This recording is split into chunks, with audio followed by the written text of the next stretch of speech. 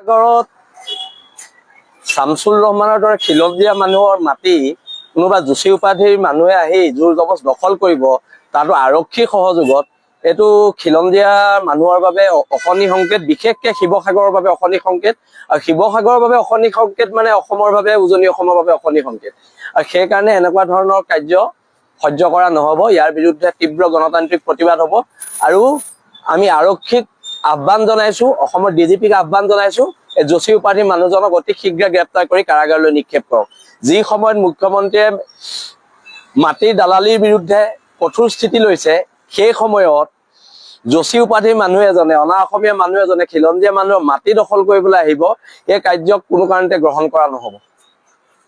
আচলতে আমি বাৰে বাৰে কৈ আছো যে অসমত খিলঞ্জীয়া অসমীয়া ভূমিপুত্ৰসকলৰ মাটিৰ অধিকাৰ থাকিব লাগে। আৰু এই লৈ আচলতে শিৱসাগৰতে এক ব্যাপক ধৰণৰ আন্দোলনৰ আচলতে সন্মুখীন হৈছিলে এই চৰকাৰখন। কিন্তু আমি শেহতীয়াকৈ লক্ষ্য কৰিছো যে জনৈক যোশী নামৰ এজন ব্যক্তিয়ে খিলঞ্জীয়া অসমীয়া এজন লোকৰ মাটি দখল কৰিবলৈ গৈ সেই ব্যক্তিজনক প্ৰাণে মৰাৰ ভাবুকি দিছে।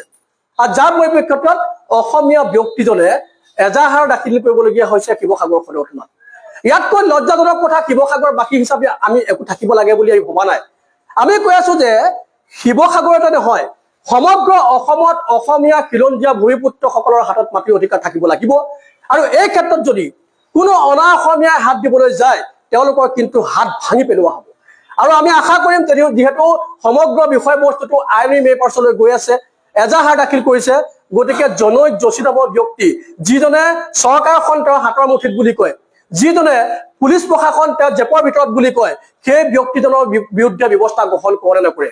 আৰু যদি নকৰে, ইয়াৰ এটা কথাই প্ৰতিমান যোৱা হ'ব যে অসমৰ প্ৰশাসন ব্যৱস্থা, অসমৰ চৰকাৰী শাসন ব্যৱস্থা, এই সকলোবিলাক অনা অসমীয়াৰ হাতৰ মুঠিত আছে। আৰু যদি নকৰে, তেতিয়াহ'লে আমি অনা অসমীয়াৰ বিৰুদ্ধে অসমীয়া দল সংগঠনেই হওক বা অসমীয়া খিলঞ্জীয়া ভূমিপুত্ৰসকলে এক বৃহৎ সংগ্ৰামী পৰিৱেশৰ গঢ়ি তুলিবলৈ আমি